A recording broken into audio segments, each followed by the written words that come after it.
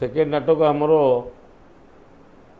अध्यापक दीपक जेना तार नाटक से तार राइटर रचना से जन्म देइछन्ति एवं लिटिल मास्टर विनोद राउत को सी तांकर वरिष्ठ निर्देशना से नाटक हम नाटकर नामकरण है आम ताकू भल भाव से नाटक को तर्जमा कर दी गोटी नाटक आम नामकरण प्रस्तुत कर रिहर्सल नाटक मंचस्थ समय आम नाटकर सठिक ना करूँ तार प्रथम ना कराई दुनिया देखी तो आखिरे एवं आउ गोटे नामकरण कराई तार द्वितीय ना कराई तते टिके मु गेला करी ये नाटक निश्चित भाव में उड़ीसा मार्केट रे दर्शक मान पाखे भल वार्ता दब ये विश्वास अच्छी ये गला 2 नंबर नाटक एवं चर्चित नाटक नववर्ष नवकलवर यात्रा विश्व दरबार सारा उड़ीसा को गोटे एक बार सुसंवाद एवं सबू दर्शक को मन को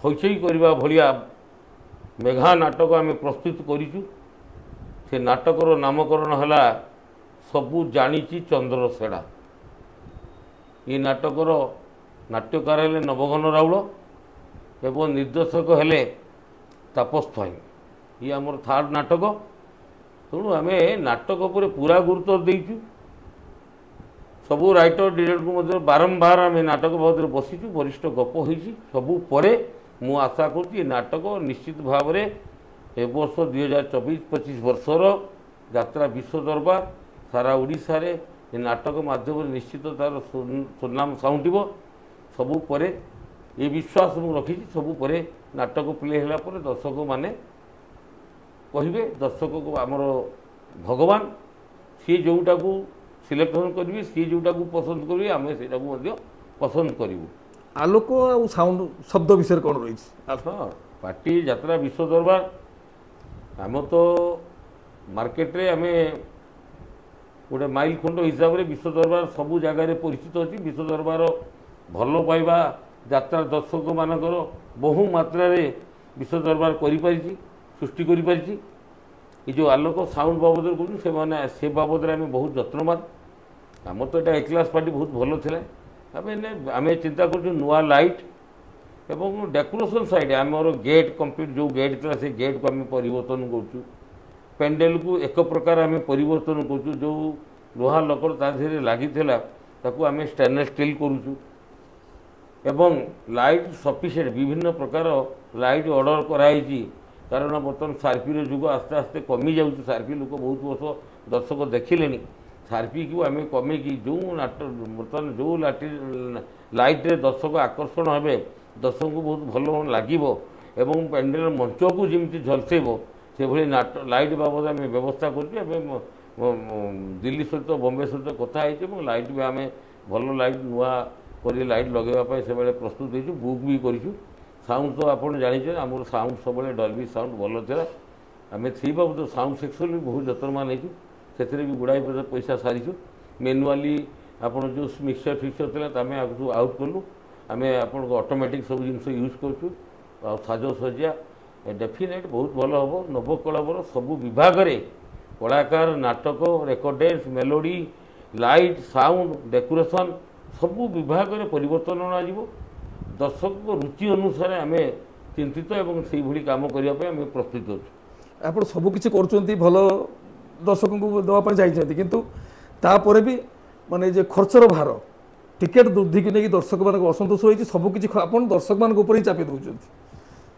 ये आज्ञा यहाँ गोटे बड़ गुरुत्वपूर्ण आप प्रश्न कर निश्चित भाव में ये प्रश्न मत उत्तर रखा पड़ो कारण मु जो उत्तर देवी हुए तो मोर कहार भूल हो पारे उत्तर दवा पूर्व मु प्रथम टिके कथा यूट्यूब चैनल माध्यम जदि मोर भूल हुए समस्त मत क्षमा करेंगे दर्शक भाई बंधु मैंने समस्त मु नवेदन रखी देखो यात्रार जो मूल्य जो कमिटी उपर जो भार पड़ू टिकटर मूल्य जो वृद्धि होटा आज्ञा समस्ते कहते मालिक मैंने कर ना भूल कथा मालिक किसी करूना मालिक बाध्य होती कहीं ओडिशा रे आजिका दिन में सीरियल रु फिल्म रु ड्रामा रु बहु कलाकार आम विभिन्न समय सबू पार्टी गोटे प्रत्येक वर्ष नुआ जड़े 2 जन 3 जन को पूरे आम ट्रायल कर ସେମାନେ ଅଭିନୟ ଭଲ କରୁଛନ୍ତି, ଶୃଙ୍ଖଳିତ ଭଲ, କାରଣ ପୂର୍ବ କଳାକାରଙ୍କ ଅପେକ୍ଷା ଆଜିକାର କଳାକାରଙ୍କ ପାଖରେ ଏଜୁକେସନ୍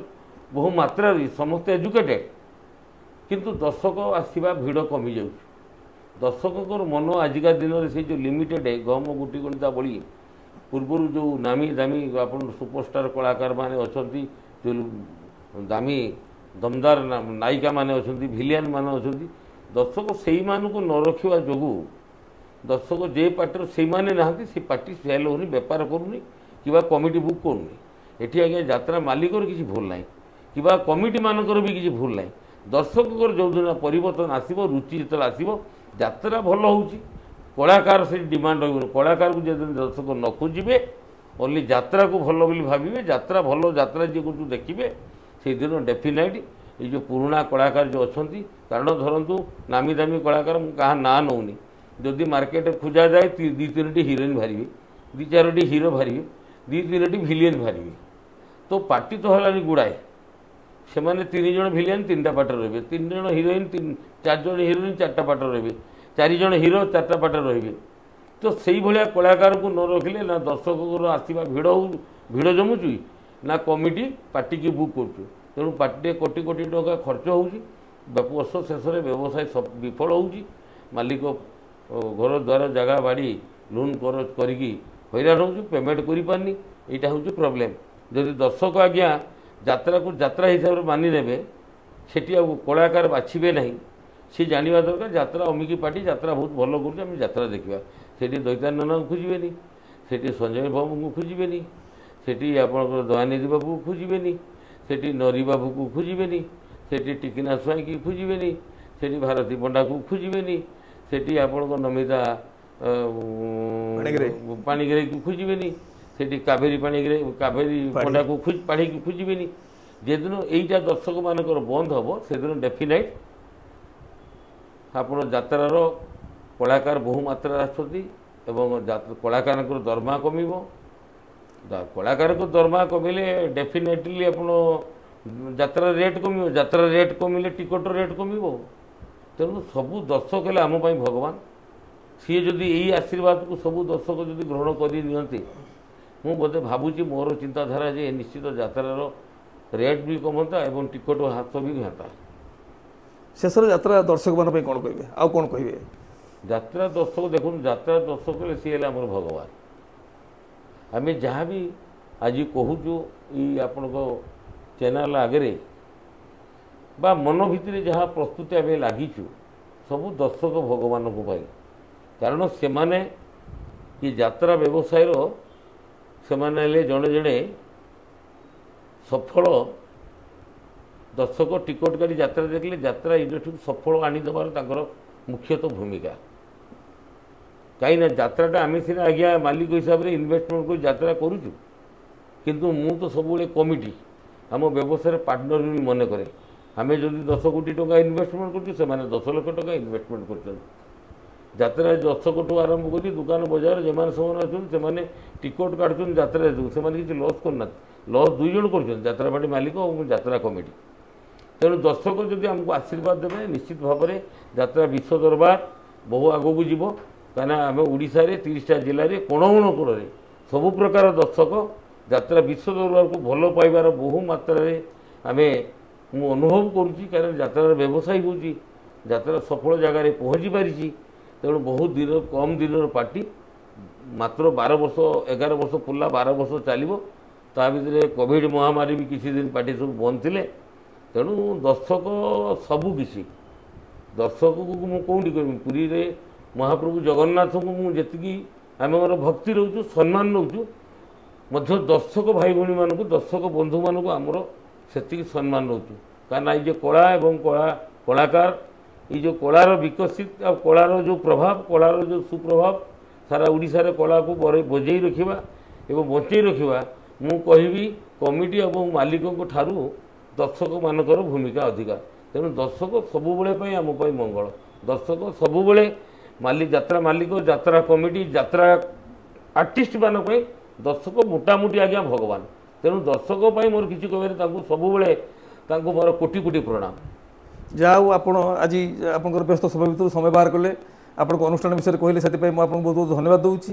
ତାପରେ ଆମେ ମଧ୍ୟ ଆଶା କରୁଛୁ ଯେ ଆଗାମୀ ଯାତ୍ରା ବର୍ଷ 2024-25 ବର୍ଷ ଯାତ୍ରା ଶ୍ରୀ ବିଶ୍ୱ ଦରବାର ପାଇଁ ସଫଳତାର ବର୍ଷ ହେଉ, ଏତିକି ଜଗନ୍ନାଥଙ୍କର କାମନା। ଜୟ ଜଗନ୍ନାଥ, ଜୟ ଯାତ୍ରା, ଜୟ କଳା। ଧନ୍ୟବାଦ।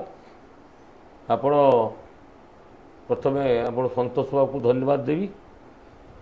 ତାଙ୍କ ୟୁଟ୍ୟୁବ୍ ଚ୍ୟାନେଲ୍ ମାଧ୍ୟମରେ ସେ ଓଡ଼ିଶାର ଖାଲି ଯାତ୍ରା ବିଶ୍ୱ ଦରବାର ନୁହେଁ, ସବୁ ଯାତ୍ରାର ବାର୍ତ୍ତା ଘରେ ଘରେ ଗାଁ ଗାଁ କୋଣ ଅନୁକୋଣରେ ଏ ଯାତ୍ରାର ସୁସମ୍ବାଦ ସବୁ ଦର୍ଶକ ପାଖରେ ପହଞ୍ଚିଥିବାରୁ ପ୍ରଭୁ ଜଗନ୍ନାଥଙ୍କ ପାଖରେ ମୋର ଅନୁରୋଧ ରହିବ, ନିବେଦନ କରିବି, ପ୍ରଭୁ ତାଙ୍କୁ ଭଲରେ ରଖନ୍ତୁ। ସେ ସଦା ସର୍ବଦା ତାଙ୍କ ୟୁଟ୍ୟୁବ୍ ଚ୍ୟାନେଲ୍ର ଡେଭଲପ୍ ହେଉ, ସବୁ ଲୋକଙ୍କର ତାଙ୍କର ଭଲ ପାଇବା ରହୁ। ଏ ଯାତ୍ରାର ସବୁ ବାର୍ତ୍ତା ମହାପ୍ରଭୁ ଯେଉଁମାନେ କି ମହାପ୍ରଭୁ ଜଗନ୍ନାଥଙ୍କ କୃପାରୁ ଆମ ପାଇଁ ଭଗବାନ ସାଉଁଟିଥିବା ଦର୍ଶକ ବନ୍ଧୁମାନଙ୍କ ପାଖରେ ପହଞ୍ଚୁ। ଜୟ ଜଗନ୍ନାଥ, ଜୟ ହିନ୍ଦ।